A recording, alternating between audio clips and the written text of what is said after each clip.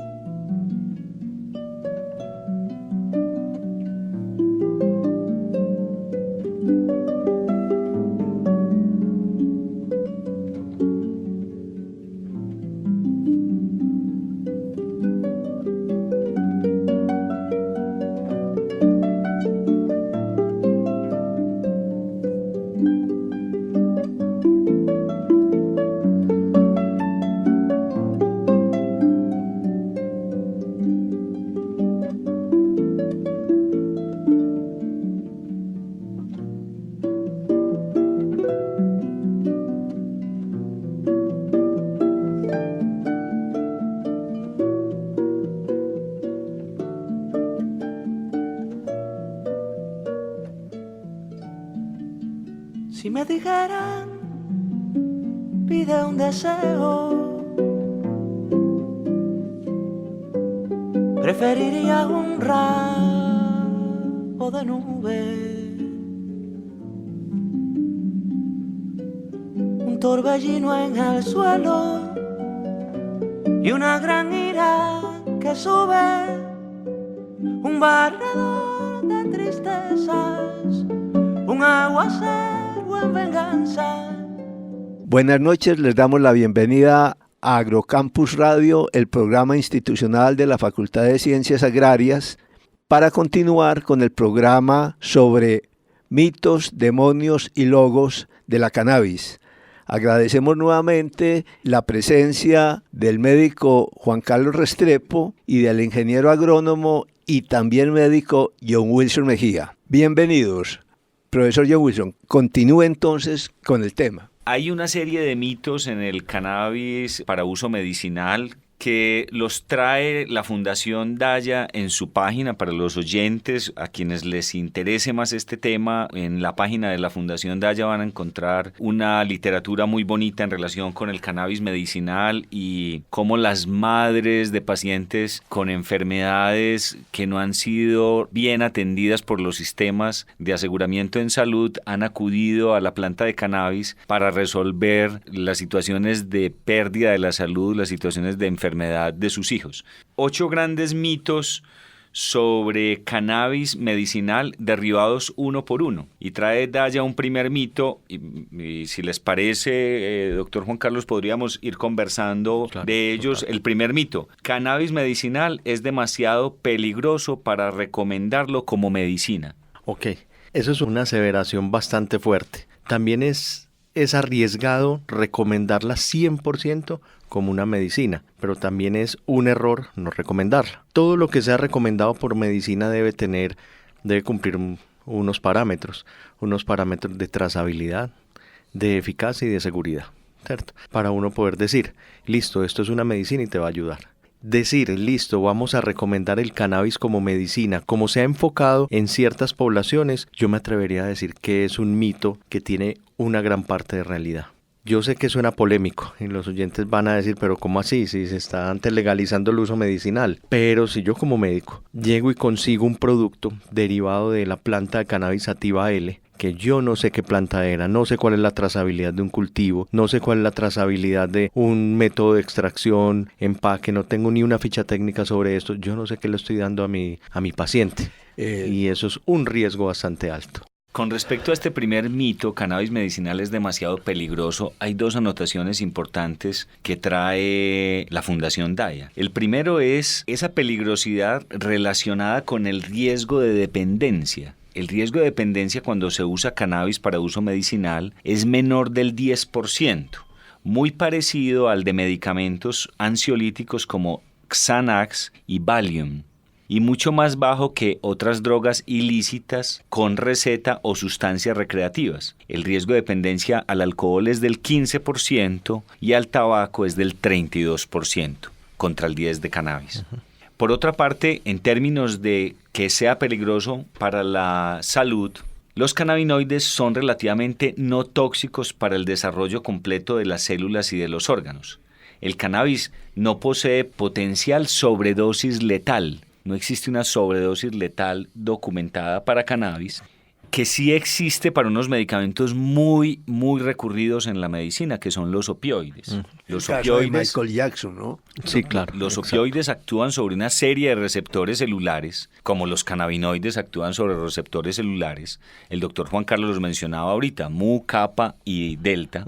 Actúan sobre esos receptores que abundan mucho en el tallo cerebral. Y en el tallo cerebral, esa acción de los opioides genera, mejor deberíamos llamarlos opiáceos, son externos. Los opioides son los que produce nuestro propio cuerpo y actúan sobre esas dianas, sobre esos receptores celulares. Nosotros tenemos propios opioides, endoopioides. Estos opiáceos externos actúan y al actuar en el tallo cerebral han producido muertes de muchos pacientes. No existe una sobredosis mortal en el caso de cannabis, y sí existe para medicamentos recurridos diariamente en los servicios de urgencias como los opioides.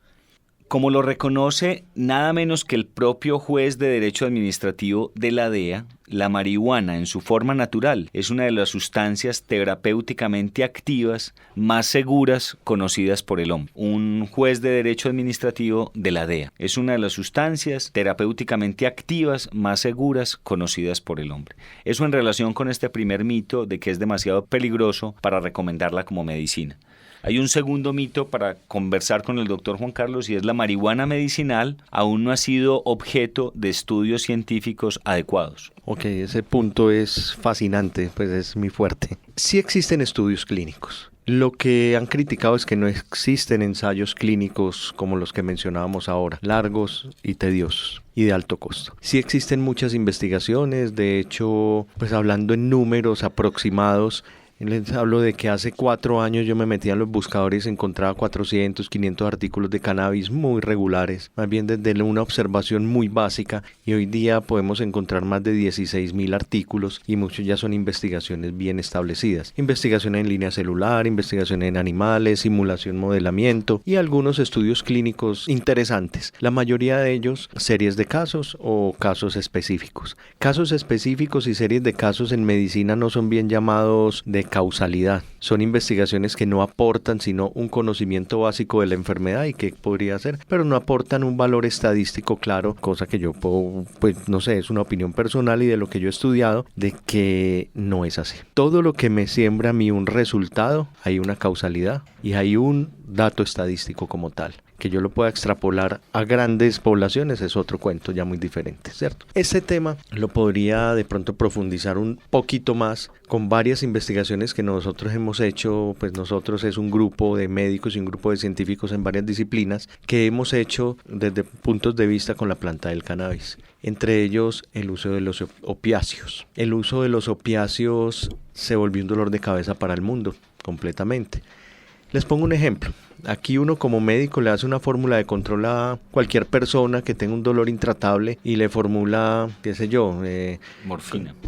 O formulémosle en tabletas, que es la que más se vende. Puede ser una codeína, una hidrocodona, cualquiera de esos derivados opiáceos, y le formula un frasquito. Fórmula de control, van y compran su frasquito, que no es de alto costo, les costó por decir algunos 60,000 pesos, trae sus 30, 50, 60 tabletas, qué sé yo, y con esto y con su fórmula se van a países como los Estados Unidos, donde les pagan $100 a $200 por cada tableta, un negocio redondo.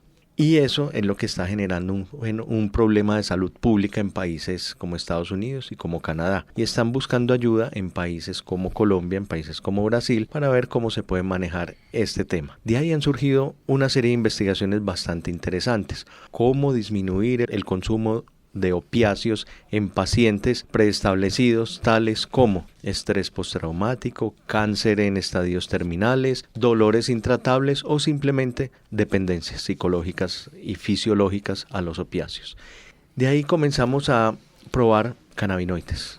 en ciertos pacientes, encontrando que si iniciamos con opiáceos con altas dosis de THC, tetrahidrocannabinol delta 9, pasando a delta 8, hasta llegar progresivamente hasta a cannabinoides mal llamados no psicoactivos como el cannabidiol, encontramos que el consumo de estos opiáceos disminuía mucho, mejorando también los eventos adversos de estos opiáceos. Eso es fascinante, es muy bueno, pero también nos dimos cuenta de otras cosas. Como son estudios largos y no largos, es decir, un estudio que no es de 8 años, pero sí es un estudio de 6, 9, 12 meses, que es muy viable, no es de alto costo, es simplemente un seguimiento de un paciente con unos parámetros clínicos y otros de laboratorio. Ahí entran muchas cosas a jugar, incluyendo comités de ética cuando uno lo lleva ya a investigaciones clínicas grandes, robustas. El paciente consciente, eso hace parte de las buenas prácticas clínicas, se le hace su seguimiento, pero también encontramos que los cannabinoides, a pesar de que es un arma que tenemos, un as bajo la manga para un tratamiento tan importante, para un problema de salud público claro,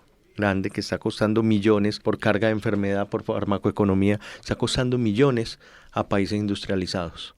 Es fascinante. Pero si yo comienzo con un paciente a utilizar dosis elevadas de tetrahidrocannabinol, progresivamente las voy bajando y progresivamente voy aumentando dosis de cannabidiol, yo estoy partiendo de algo. ¿Esta persona sí tiene buena expresión de su sistema endocannabinoide? Esa es la primera pregunta que me hago. No sé cómo le va a funcionar a esta persona estos cannabinoides, si le sirve o no le sirve. Entonces ahí comienzan a aparecer. La mayoría de los seres humanos expresamos nuestro sistema endocannabinoide de diferentes maneras.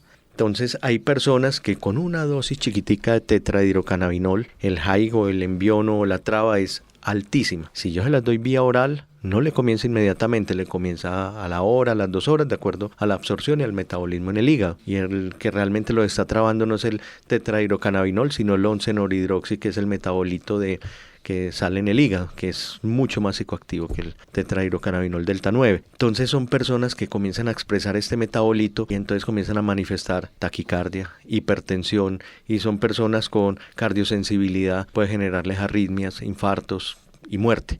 Entonces eso ha sido complejo porque no hay en sí una dosis clara para el THC. Una pregunta ahí, entonces se da pues vía oral. Sí. Y al llegar al hígado puede... Sufre metabolismo. El metabolismo puede producir otro compuesto, claro, que es el que va a tener el efecto. Exacto, como en el caso del cannabidiol, el más seguro de todos. También se producen otros metabolitos en el hígado, que son, algunos de ellos tienen una acción antiinflamatoria bastante importante, incluso acción antineoplásica. En el cáncer es maravilloso, pero también hay personas susceptibles.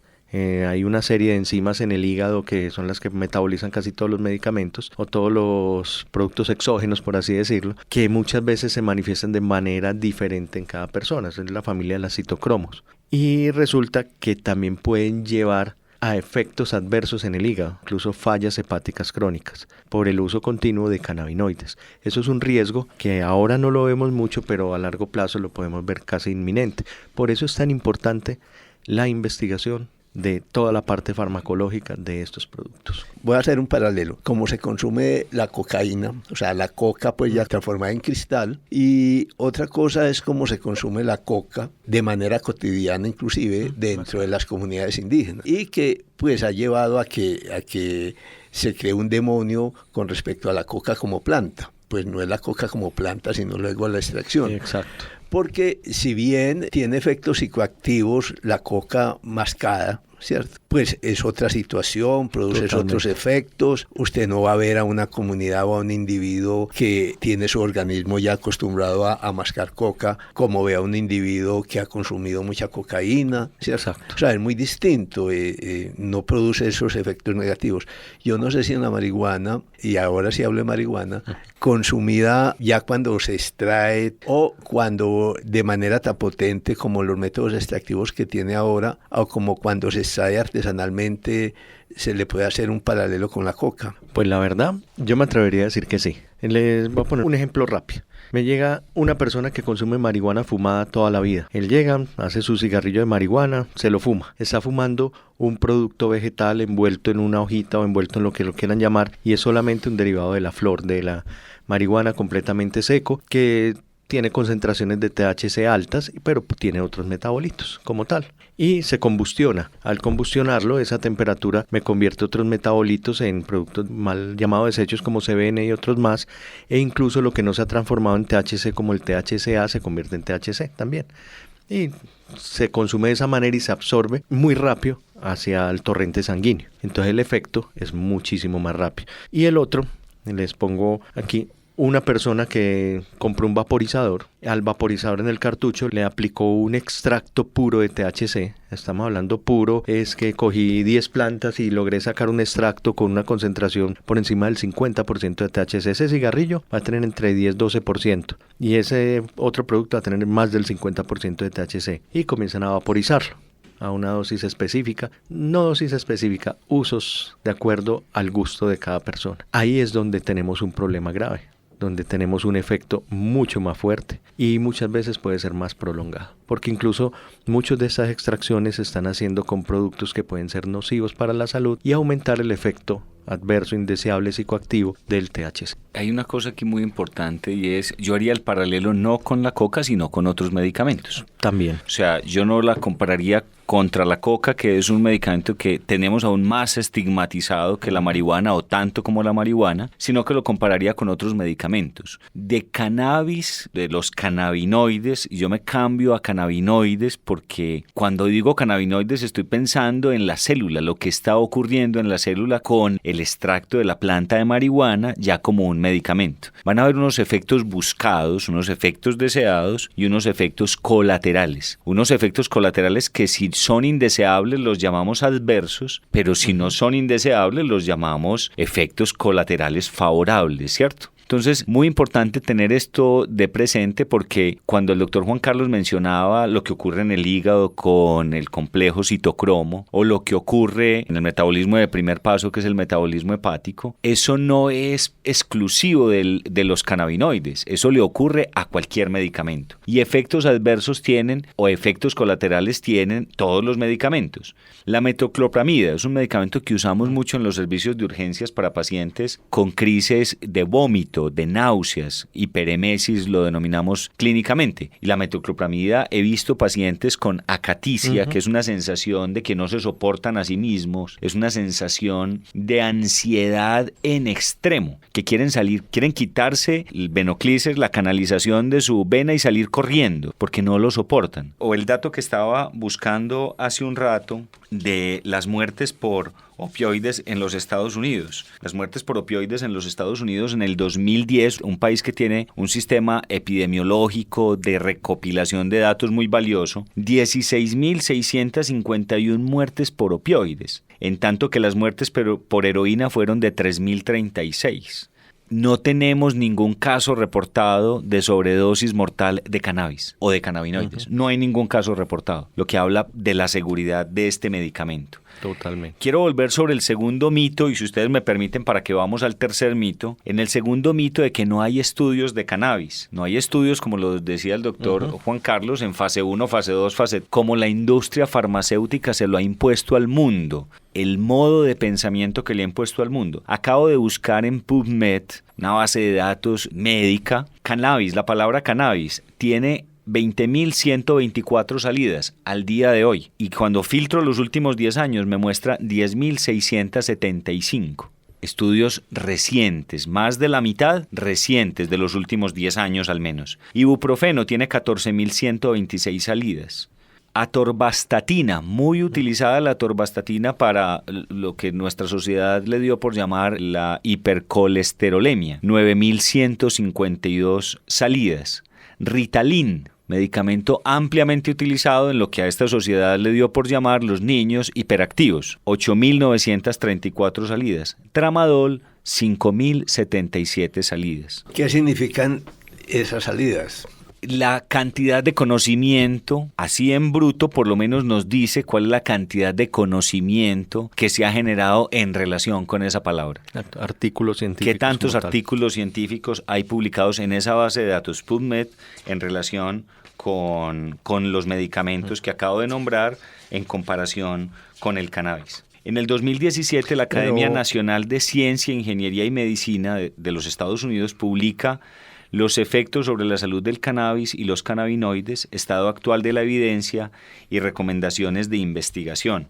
Y si uno se va más atrás, 2010, la Universidad de California. Cannabis primera línea para pacientes con neuropatías. Las neuropatías son dolores muy fuertes porque son dolores directamente en el sistema nervioso asociados a cáncer, VIH, lesión o trauma medular y a pacientes diabéticos que dañan directamente sus nervios y son dolores difíciles de tratar, son dolores muy recalcitrantes, sí, que no responden fácilmente a los analgésicos habituales. Los estudios actuales que se hacen en cannabis no son para mejorar los síntomas como las náuseas asociadas a la quimioterapia que se hacían en 1990, en el 2000. Los estudios actuales están muy dirigidos a cómo los cannabinoides modulan las enfermedades. Y enfermedades tan graves para la humanidad como la esclerosis múltiple, la artritis reumatoidea, enfermedades inflamatorias intestinales, enfermedades neurodegenerativas como el Alzheimer o la esclerosis lateral amiotrófica. Esas esclerosis no son otra cosa que una discontinuidad o una incomunicación entre el sistema nervioso central y la periferia. ¿Cómo responden los órganos al cerebro? ¿Cómo están comunicados? Los pacientes con esclerosis pierden buena parte de esa comunicación. Estudios en apoptosis es muerte celular programada, en cáncer, no solo por apoptosis, sino también por inhibición de la angiogénesis, la formación de nuevos vasos vasculares en el tumor. Ya no solo para controlar las náuseas del paciente con quimioterapia, sino la muerte celular programada y la no formación de nuevos vasos vasculares en esos tumores. Profesor John Wilson, cuando usted habla que no es con los síntomas, sino que modulan ya estas enfermedades, ¿a qué se está refiriendo? Sí, que no es solo porque algunos detractores del cannabis medicinal dicen, no, sí, eso le controla las náuseas al paciente que está recibiendo quimioterapia. Ese discurso lo que tiene de por debajo es que está diciendo que la quimioterapia, es decir, la que viene de la industria farmacéutica, es la que controla el tumor. Y la aromática de cannabis que usted le está dando le controla el síntoma que le genera la quimioterapia, que es la náusea. Estas nuevas investigaciones lo que están mostrando es, no señor, son neuroprotectores, son anticancerígenos y son anticancerígenos por estos y estos mecanismos. Y eso es lo que estamos viviendo en estos últimos 8 o 10 años de desarrollo de la medicina cannabinoide. Cuando uno mira todos los buscadores, ese número casi que se duplica. Se duplica prácticamente. ¿Se duplica cuánto? ¿40.000? Casi los 40.000. Okay. De hecho, esas son investigaciones en ciencias básicas en su mayoría aplicadas a las ciencias clínicas, cosa que llegan las grandes instituciones que controlan los medicamentos en cada región, cada país, no digo nombres, y nos dicen, no, pero es que usted para sacar una notificación o un registro ante nosotros, usted necesita un estudio, o por lo menos que lo avalen estudios claros. Entonces uno dice, pues sí, pero es que tengo 2.000 artículos que me dicen que sirve para el cáncer y yo quiero sacar este producto para... pero es que ese artículo es básico. Entonces se pegan de algo que para ellos no tiene asidero, para ellos lo único asidero que hay es lo netamente clínico y controlado. Ahí estamos en una disertación ética bastante grande. Y ese es el tercer mito, no hay ensayos clínicos que evalúen suficientemente la seguridad y eficacia del cannabis como medicina. El tercer mito del que estábamos hablando. El cuarto mito es, no hay grandes organizaciones médicas o de salud para apoyar el acceso a la marihuana medicinal. Hablemos de asociaciones médicas y científicas. La mayoría se han escudado detrás de la demonización de la marihuana. No, eso no lo podemos utilizar. Éticamente es imposible, no podemos trabajar con eso. Pero en vista de que los buscadores han crecido en número de artículos, ya están abriendo sus ojos. Y en vista de resultados con sus pacientes, también están abriendo los ojos. Entonces ya sí hay instituciones que quieren apersonarse de esto. Lastimosamente muchos gobiernos que a pesar de decir estamos en una legalización, estamos muy bien, no pelechan, no salen adelante, no hacen las cosas, a pesar de que las agremiaciones científicas sí, porque hay un protagonista extra de esto. Hablemos de Colombia, hablemos de México, próximamente Perú, Chile, Argentina, Uruguay. Lastimosamente está el dicho, Coca-Cola mata tinto, donde tinto son las agremiaciones científicas y Coca-Cola son las agremiaciones financieras de cada país. Los financieros toman las decisiones, incluyendo las decisiones científicas, y nosotros quedamos relegados muy abajo sin tomar una decisión y sin poder sacar a la luz de que las cosas se están sirviendo. Esa es lo que he visto, lo que he vivido como tal. Sí, hay un libro que marcó hito en los 70 que llama Lo pequeño es hermoso, de Schumacher, sobre los modelos económicos en la India. Y también Es decir, no se necesitan estas grandes empresas como referentes. Y la otra, haciendo estos paralelos, es como el 70%, el 80% de la producción de alimentos del mundo no la están produciendo los grandes monocultivos, los 35 millones de hectáreas en soyas en el sur de este continente, ni los 38 millones de hectáreas de maíz en el cinturón maicero de Estados Unidos, etcétera, sino que son los campesinos los que están alimentando a la humanidad, datos de FAO, Ministerio de Agricultura. Sí, entonces eso es una falacia bien grande. Nos parece que se está acortando el tiempo del programa y voy simplemente a listar los otros mitos en relación con el uso de cannabis medicinal. Las leyes de cannabis medicinal están asociadas con un aumento de la delincuencia. Las leyes de cannabis medicinal aumentan el uso de cannabis por los adolescentes. La inhalación de cannabis medicinal es significativamente dañina para los pulmones. Ninguna medicina se fuma. Le dejo a los oyentes la inquietud para que busquen en esta página de la Fundación Daya la respuesta a estos 8 mitos sobre el cannabis medicinal derribados uno por uno. En relación con estos mitos, con la demonización del cannabis, si ustedes me permiten, yo quería hacer referencia a una cosa que me parece muy importante y es el concepto de imaginario social, porque yo creo que es una cosa en la que no nos podemos equivocar quienes nos estamos ocupando de poner el cannabis a la altura que se debe de poner. El concepto de imaginario social es muy bien abordado por Castoriadis en 1988 en el libro Los dominios del hombre, las encrucijadas del laberinto. Un imaginario social es una construcción histórica que abarca el conjunto de instituciones, normas y símbolos que comparte un determinado grupo social y que pese a su carácter imaginado, opera en la realidad ofreciendo tanto oportunidades como restricciones para el accionar de los sujetos. A mí me parece que esto es clave como punto de partida del qué hacer alrededor de cannabis. Porque esto que fue escrito en 1988, hoy escuchaba a la directora del Instituto Colombiano de Bienestar Familiar muy interesada en promover una ley en el país para la no violencia, el no maltrato a los menores de edad. Muy en la tesis de que eso es lo que explica buena parte de la violencia en nuestra sociedad. Y si uno lo mira más atrás, lo que tiene por debajo, lo que tiene implícito ese pensamiento es que penalizando el accionar de la humanidad, vamos a librarnos de esos males. Es decir, penalizamos el asunto y ya eso queda resuelto. Desde la Ley 30 de 1986 despenalizamos, al contrario de lo que quiere esta ley, despenalizamos en el país el uso de cannabis, la dosis mínima para el uso recreativo de cannabis como estupefaciente, que después la Corte Constitucional pues se ratificó en esto y en 2018 el actual presidente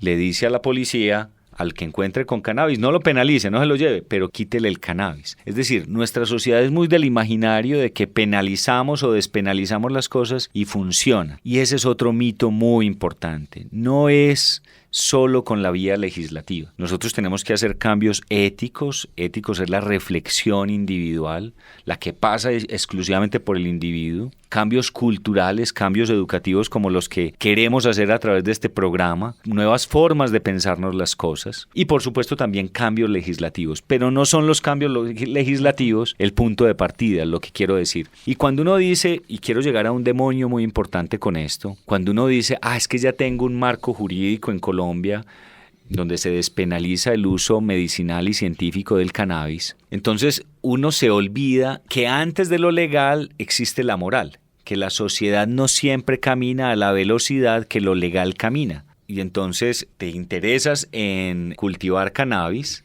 en hacer uso del concepto de autocultivo. La ley te permite desde 1986 sembrar hasta 20 plantas sin que eso sea un delito, pero la sociedad lo sigue viendo delincuencial. La ley permite la interrupción voluntaria del embarazo en unos casos predeterminados, pero la sociedad lo sigue viendo ilegal. Entonces es muy importante trabajar el tema educativo, avanzar mucho en el conocimiento de esto.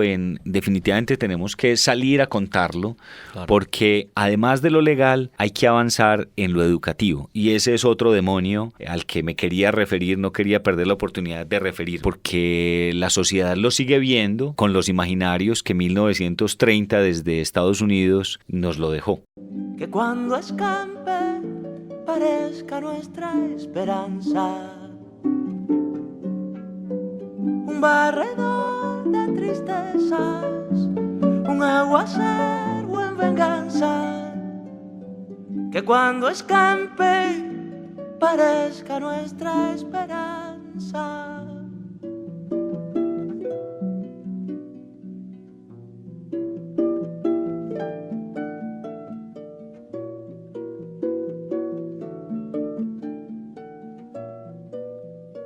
Yo quiero ahí enfatizar de eso de que a qué llamamos sociedad. Todos los que componemos la sociedad, los individuos y etcétera, pero esos mensajes, esa construcción de la moral puede salir desde la cotidianidad, desde el uso consuetudinario de todo lo que tenemos. Caso, digamos, las culturas indígenas, en los cuales estas plantas hacen parte de su moral, no tienen ninguna connotación demoníaca negativa, ¿cierto? Tienen unas personas que tienen una autoridad moral para hacer un uso más intensivo de esto, como son los curacas, los jaibaná, los jai, ¿cierto? Y que llegan a este permiso moral para hacer uso más intensivo de eso, no porque sí, sino que tienen toda una trayectoria de formación, de adaptación de su fisiología, etcétera, que la hace casi similar a una carrera profesional de un médico o en fin, ¿cierto? No es una cosa pues que es que yo me erijo en esto y en fin, ¿cierto? Entonces es toda una matriz que desde los medios de comunicación masivos se empieza a fabricar alrededor de algo, ¿cierto? Esto lo llevo yo es porque ahora el neoliberalismo, la propuesta es ubicar la culpabilidad en los individuos, en las personas, en las familias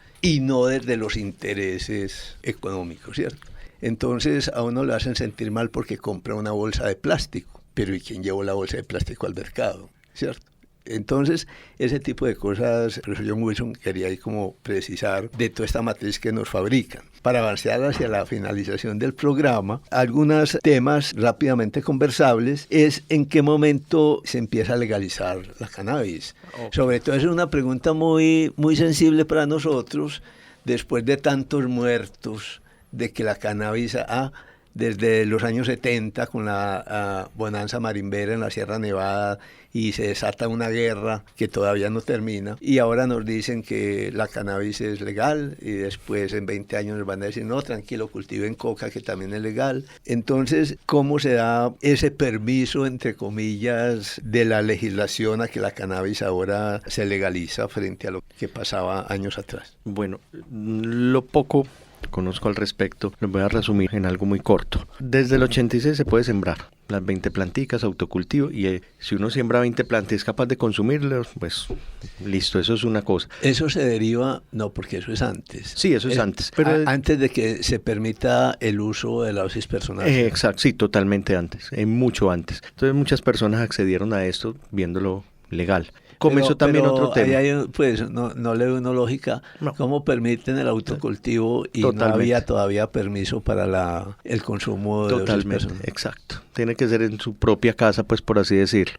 Después también vienen muchos médicos en Colombia, sobre unos más específicos, que comenzaron desde hace muchos años a prescribir cannabis. Pues con obvia razón, uno como médico tiene la facultad de prescribir lo que el paciente requiera siempre y cuando sea para su mejoría o para mejorar su calidad de vida. Eso es constitucional. A partir de eso se generaron muchos problemas y muchos médicos comenzaron a caer en ese juego de que eso es narcotráfico. Posteriormente se dio la legalización en otros países, más para uso recreativo, en Estados Unidos, leyes estatales, mano federal. Pero antes de eso, hacia finales de los 90, la cosecha de marihuana en Estados Unidos valió más que la cosecha de maíz, ¿no? Sí, totalmente. Total.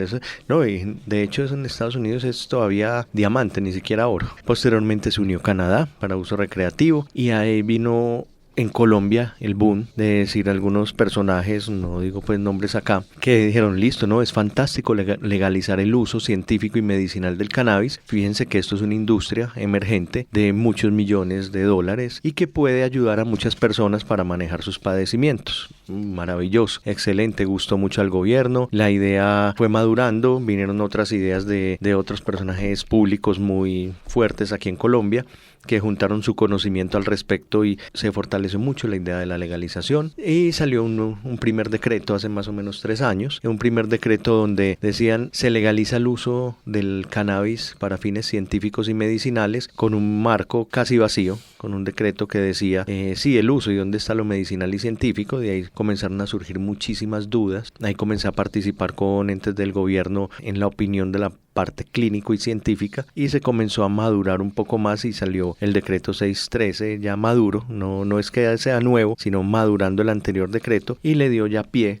a toda esta normatividad que hay en Colombia actualmente, que todavía a mi punto de vista está en pañales porque se creó una norma, mejor dicho, se mató el tigre y se asustaron con la piel, más o menos es lo que pasó, porque son infinidad de empresas empresas y personas naturales que se están licenciando sin tener muy clara la idea de lo que van a hacer. Yo no entiendo muy bien esta situación. Usted me corrige, interpreto que se legaliza cuando hay una plataforma para iniciar unos negocios de mucho dinero. Totalmente. Porque, como usted decía, desde antes los médicos ya prescribían los cannabinoides. Claro, falta mucho por conocer, falta mucho por investigar, pero me imagino que un médico cuando prescribía esto, algún conocimiento debería tener sobre lo que estaba haciendo, no simplemente por esto. O sea, ya había un conocimiento, obviamente había que perfeccionarlo, pero entonces no es alrededor de este conocimiento, del efecto medicinal de la medicina, lo que ya se hacía, y entonces, digamos, el Estado empezó a decir, no, eso es muy importante para la salud pública, eso es muy importante para esto, vamos a potenciar esto. No, empieza es cuando ya hay un negocio que se ve. Exactamente. Yo le digo porque eso coarta mucho entonces, y esa legislación puede coartar mucho los desarrollos, ese uso artesanal como las plantas medicinales que se han tenido, y vidas estas legislaciones se puede correr ese permiso de discriminar y de no estar completamente equidad pequeños centros médicos que ya saben mucho, comunidades que saben mucho. De hecho, eso es lo que se está rescatando, porque a pesar de que las grandes industrias que tienen su apellido en ceros a la derecha y con el signo USD, son las que quieren coger el control de esto. Y eso es válido, pues eso no hace parte de una economía. Pero ya se están dando cuenta, las grandes empresas, grandes, medianas y pequeñas, incluso los gobiernos se están dando cuenta que eso es un negocio muy interesante, pero si no tiene el apoyo de investigación, y no estoy hablando investigación clínica solamente, sino investigación en agro, fitomejoramiento, investigación en fitoextracción, investigación de mercados, todo este tema investigativo es una industria que se derrumba, que se puede derrumbar fácilmente. Y el tema indígena, el tema ancestral es muy válido, porque ahí hay un conocimiento demasiado grande que parte de donde parte todo el método científico de la observación. Y es sumamente importante. Qué bueno. A mí me parece que lo primero para uno ser buen investigador, llámese científico, popular, es la observación. La observación. Y eso no es fácil. Hacer buena observación hay que formarse en eso. Totalmente. Sí, profesor Young. Sí, quería mencionar que hay 4 abordajes legales del uso de cannabis con fines médicos y científicos. Uno es el ilegal, visto por la sociedad como ilegal, con ordenamientos jurídicos que así lo señalan, como es el caso de Bolivia, de Cuba. Descriminalizado, lo mira la sociedad, no es un crimen, no es ilegal y no es un crimen. El caso de Argentina y de Ecuador. Despenalizado, o sea, no solo no es un crimen, sino que lo vamos a despenalizar, o sea, no te vamos a perseguir por eso. Brasil y Colombia, no te vamos a perseguir, lo dejo en duda. Legalizado, el caso de Uruguay y de Canadá, ya con fines incluso recreativos. La cronología propia, la nuestra en Colombia, pues es más o menos la siguiente. La Ley 30 de 1986, que es el Estatuto de Estupefacientes, permite la dosis personal de 20 gramos de manera despenalizada. La sentencia de la Corte Constitucional, la C-221 de 1994, ratifica esto muy en el sentido filosófico del uso de las libertades individuales. La Ley 1787 del 2006 es la que abre paso al uso de cannabis para uso médico y científico, en la que participó el doctor Juan Carlos en la reglamentación de esa ley. Es en el decreto 613 del 2017 que reglamenta el acceso al uso médico y científico de cannabis, y ese decreto que le da cuerpo a la ley, es decir, que la ley deja ver el espíritu del que nos estábamos permeando en el 2016. El decreto ya le va poniendo pies y cabeza y coge aún más cuerpo a través de las resoluciones. Entonces tenemos la resolución 577 y la 578 del 2017, resoluciones del Ministerio de Justicia, la 577 todo lo concerniente a licencias y la 578 a tarifas, la 579 del 2017, una resolución conjunta de justicia, agricultura y salud, que es una cosa plausible de esta reglamentación, y es el acceso de pequeños y medianos productores y comercializadores a toda esta industria del cannabis medicinal. Los decretos reglamentarios 2891 y 2892 del Ministerio de Salud, el 2891 es el manual tarifario para licencias de transformación o de fabricación de compuestos cannabinoides, y el 2892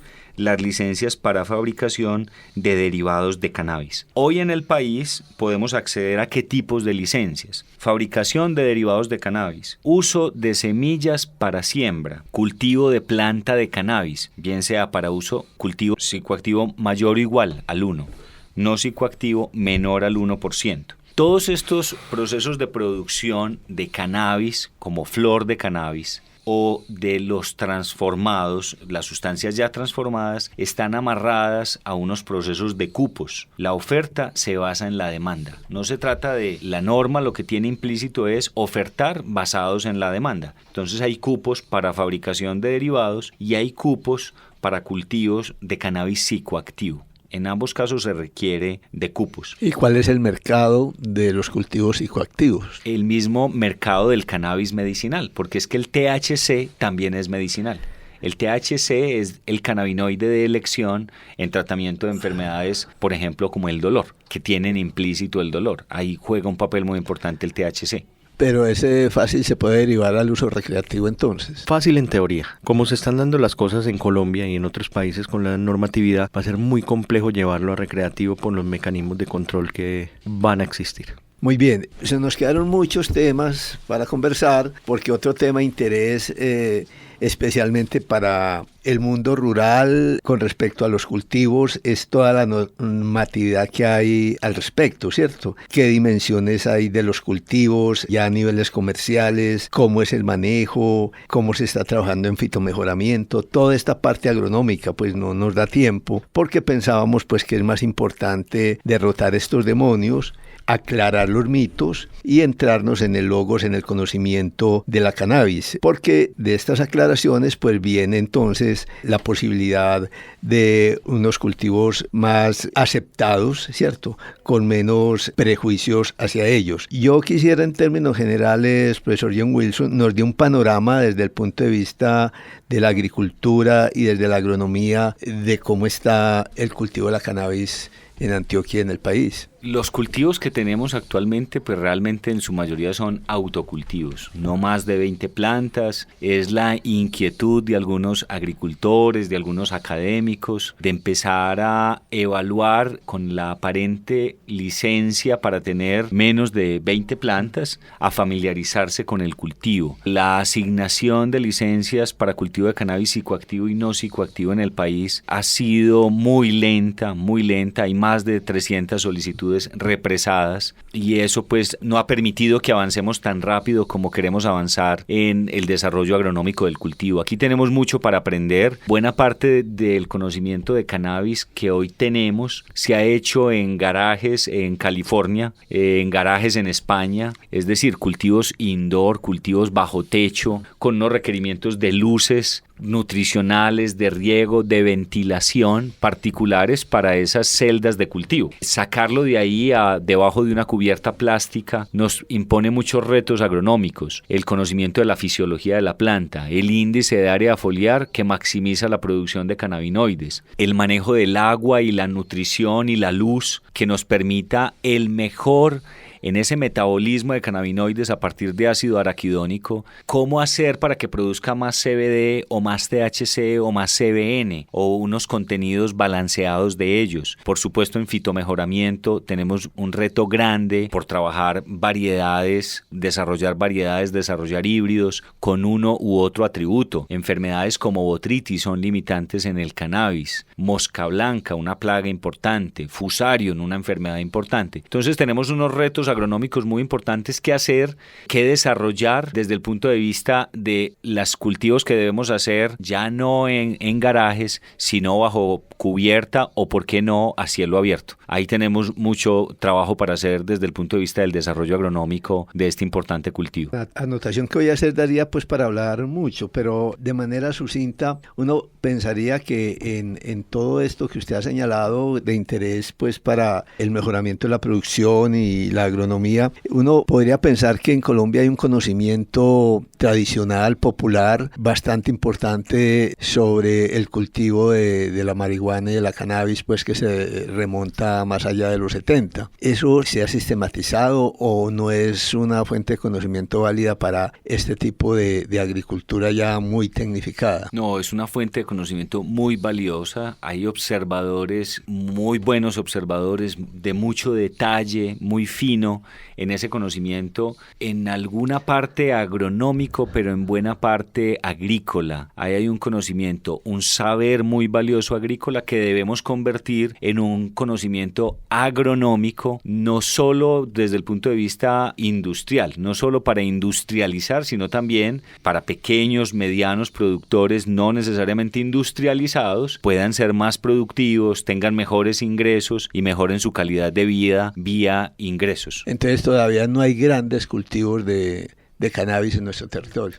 En Cauca hay cultivos grandes, allí hay comunidades que tienen cultivos grandes bajo cubierta, iluminados, pero hasta donde yo he podido llegar, el conocimiento que tenemos es más agrícola que agronómico. O sea, ¿con quién nos podemos sentar a hablar en Colombia del índice de área foliar que maximiza la producción de cannabinoides en un material polihíbrido sativa por índica? Tal vez no lo podamos hacer. O cuál es, en términos del manejo de la luz, la frecuencia, la intensidad, la duración que le debemos dar a los materiales no autoflorecientes. Tal vez no tengamos ese conocimiento. Sí. Vamos a ver si podemos hacer entonces el programa con los indígenas que estamos tratando de invitar del Cauca para que nos hablen al respecto. Llama la atención pues que aquí se han cultivado bajo iluminación artificial, una planta pues que ha sido aquí cultivada en condiciones de día corto, es como usted dice, entonces son materiales traídos de países que tienen la condición de días largos. Cuando hablamos de días largos son más de 12 horas de luz, aquí pues a duras penas llegamos a las 12 horas de luz en el día. Si me dijeran, pide un deseo, preferiría un rabo de nube que se llevara lo feo y nos dejara el querube. Muy bien, hemos llegado al límite del tiempo, no a finalizar el programa porque aquí se quedaron muchos temas en el tintero, pero sí al límite del tiempo. Esperamos pues que el programa contribuya a desmitificar y a desmonizar la cannabis y la veamos en toda su potencia a esta gran planta, porque también pues yo insisto, está este uso que es muy importante para la salud pública y la humanidad, pero está también lo de la fibra, lo del papel, lo de la fortaleza de esta fibra. El cáñamo era con lo que elevábamos las cometas, ¿cierto? Es pues Yo ahora no veo casi cáñamo. En mi época, Ganaba... de niño uno veía pues con frecuencia para hacer bailar los trompos. Ganaba en las cometas el que llegaba con el rollo de cáñamo. Los que íbamos con pita ya íbamos perdiendo. El rollo de cáñamo, ese sostenía la cometa elevada. Sí, quien conocimos esa fibra es muy especial, pues. Sí. Incluso todavía se consigue cáñamo, pero el nombre cáñamo. Porque realmente el derivado de la planta de cáñamo, de cannabis con bajo THC, hace ya algunos años que no volvió al mercado. Incluso hablando de tiempos antiguos, las velas de las carabelas eran de cáñamo. Muchos escudos de combate eran de cáñamo. Eso es lo que más se utilizaba. El papel, las telas. El periódico Vanguardia del 25 de febrero del 2015 señala que en el monumento a Cristóbal Colón en Barcelona hay hojas de cannabis y no es gratuito porque en las embarcaciones de Cristóbal Colón las velas y las cuerdas eran de cáñamo. Sí, es una gran Totalmente. planta. Sí, exacto. Lo que hablan desde hace 5.000 años antes de Cristo, hay medios donde hablan de más de 8.500 años antes de Cristo en antigua China. Entre las 7 semillas principales de alimentación estaba la semilla del cáñamo, que ahí viene el cañamón, es la semilla y viene el nombre de cáñamo, tal cual. Es uno de los alimentos más fuertes que tenían en esa época y se ha conservado durante toda la historia. Sí. Hay mucho tema de filogenética entre esa planta y nosotros. Bueno, pues esperamos, el profesor John Wilson de nuestra facultad, que también es egresado, pues tiene ahora a su cargo una asignatura. Esperamos pues ver cómo vamos asumiendo este conocimiento en esta otra dimensión, no en el psicoactivo, sino en toda esta dimensión de uso medicinal e industrial, la cannabis. Entiendo pues que se han logrado firmar algunos convenios con la facultad para empezar investigación en este tema. Así es, tenemos un convenio con esta empresa Cherdex Colombia, un convenio marco, un convenio específico. Tuvimos ya una estudiante en práctica académica especial que terminó su curso, esta práctica académica especial, y ahora una segunda estudiante con otro profesor del departamento, con el profesor Felipe Barrera, haciendo su práctica académica especial también con cannabis. Y esa es nuestra responsabilidad, seguir estudiando cannabis, aprender de maestros como el doctor Juan Carlos, los que nos llevan pues mucho tiempo de trabajo en el departamento, y hacer las contribuciones que desde la facultad nos corresponde hacer. Profesor Juan Carlos, pues le agradecemos mucho. Usted en sus múltiples ocupaciones en su trabajo y ahora en el doctorado, pues, que es una cosa complicada. Bastante. Sí, eso es un pequeño dolor de cabeza. Sí, pero... Continuo. Pero fascinante. Exacto. El tema en que usted está. Le agradecemos mucho el tiempo. No, a ustedes, muchísimas gracias. ¿Y usted qué piensa ya de la cannabis como a nivel personal, pues? Todo lo que he logrado estudiar de esta planta, hay todavía mucho por dar, muchísimo por dar. Tiene propiedades fantásticas, pero no es solamente la parte medicinal humana, hay medicinal animal y parte vegetal. Para las plantas, esta misma planta es un coadyuvante fascinante. En este sentido que estamos hablando, la cannabis lo deja uno alucinando, ¿no? Sí, en pocas palabras. Ese es uno de sus efectos. Pero los efectos que producen de su potencial, pues medicinal, industrial, como fibra, como tela, uno se mete a conocerla y uno dice, no, pues que lo que hay aquí es una cosa enorme, un regalo tremendo de la naturaleza, ¿no? Les agradecemos mucho y los dejo pues para que se despidan de la audiencia. Bueno, yo les agradezco mucho esta invitación y a todos los oyentes. Espero que sea un tema, no solamente un inicio, sino el start para que comiencen a conocer mucho más al respecto, y ojalá pueda acompañarlos nuevamente en esto porque hay mucha tela que cortar, muchísima tela. Muchísimas gracias por la invitación, profesor León Darío, y a la facultad por este programa. A los oyentes, invitarlos para continuar desatanizando, desmitificando no solo la planta de cannabis, sino tantos mitos, tantas ilusiones engañosas que tenemos alrededor y que no nos permiten abrir vuelo en tantas cosas como deberíamos. ¿Y qué tal que si en vez de irnos por la producción pues de cannabis medicinal, no aumentamos nuestro sistema endocannabinoide para que produzcamos en nuestro cuerpo más. Interesante. Buen punto de investigación. Muy bien, les damos la despedida. Muchas gracias por su atención y lo esperamos entre 8 días para un nuevo programa con otro nuevo tema en el programa institucional Agrocampus de la Facultad de Ciencias Agrarias, que busca aportar a la discusión sobre la ruralidad, territorios rurales y la producción agraria. Buenas noches. Un barredor de tristezas, un aguacero en venganza, que cuando escampe parezca nuestra esperanza. Un barredor de tristezas, un aguacero en venganza, que cuando escampe parezca nuestra esperanza.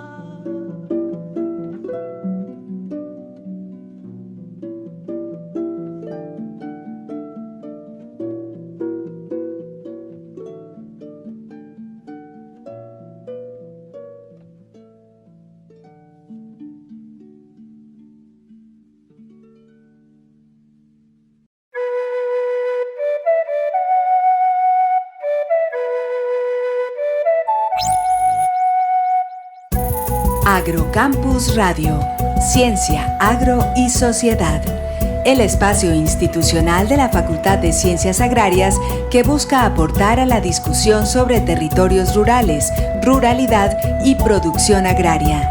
Conduce Vicedecanatura Académica de Facultad.